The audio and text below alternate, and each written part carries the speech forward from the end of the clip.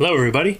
Today I'm going to be talking about artists and money, and I'm going to be reading and kind of freestyling from an article that I wrote for Art Hive magazine a few years back. The article was called Show Me the Money. I've touched briefly on the subject of money and art in previous articles, but I'm going to plunge into it headlong right now. Just imagine Scrooge McDuck diving into a giant pile of gold coins.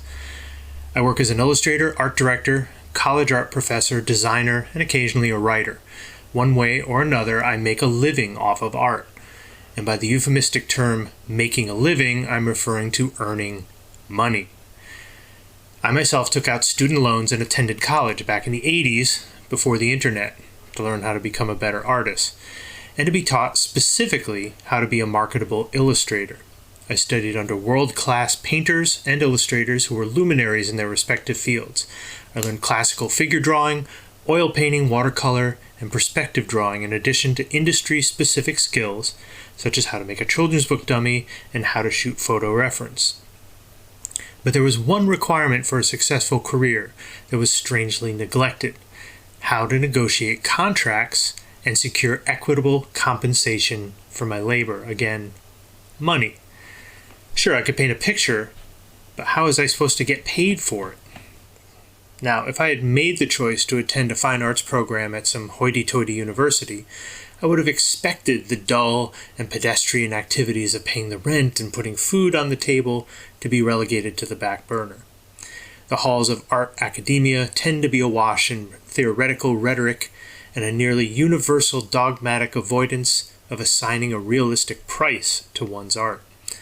I knew of one college painting instructor who compared working as an illustrator to being a whore. Oddly enough, this did not dissuade me from my chosen career path.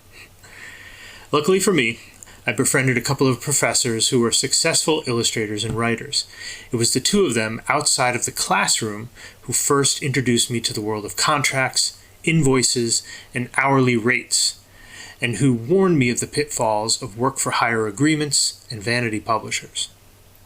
Any plumber, house painter, mechanic, or car salesman would have laughed at my naivete. They deal with contracts all the time.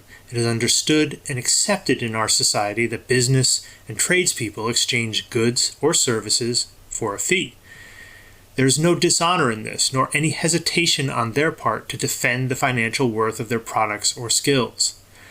When was the last time you argued with a plumber about how much it would cost to unclog your toilet at 2 a.m. on Sunday morning? I'm going to do another video about this topic soon. Yet, in the artistic community, there is an insidious culture of self-deprecation.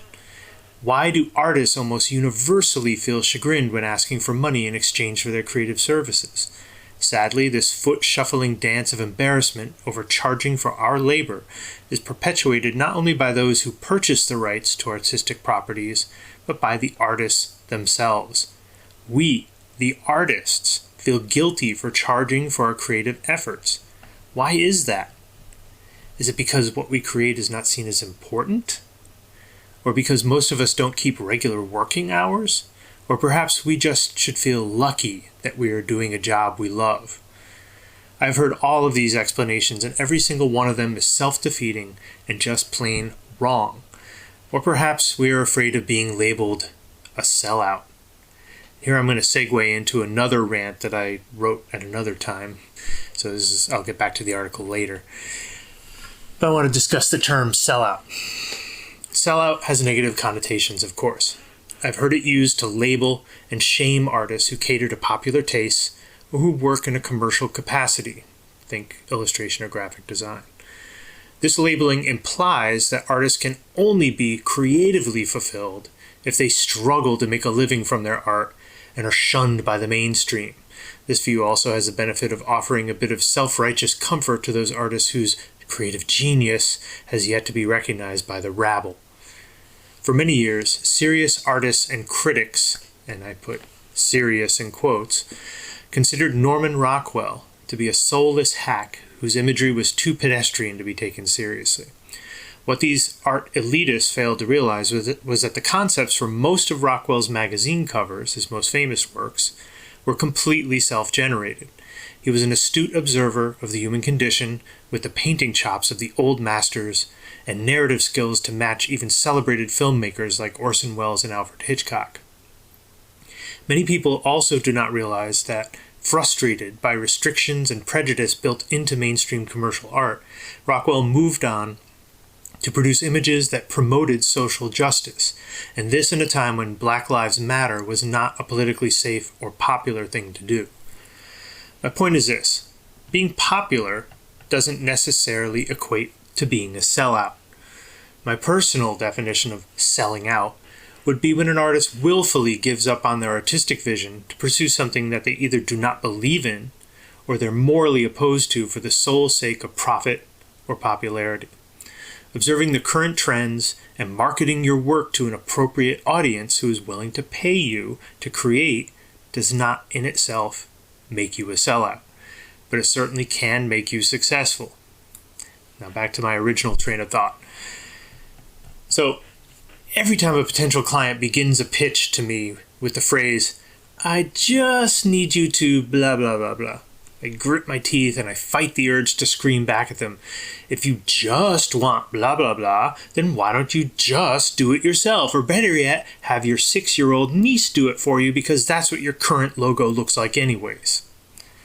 Minimizing our work as artists is a way of gaslighting us. They want us to lower our prices.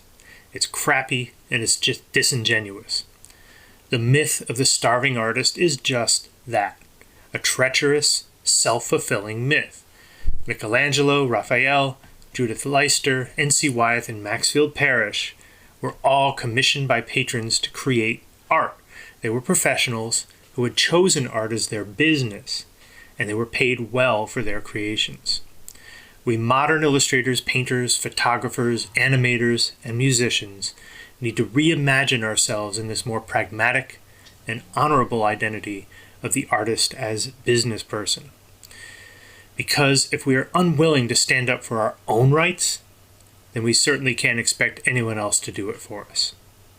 And that's my 2 cents.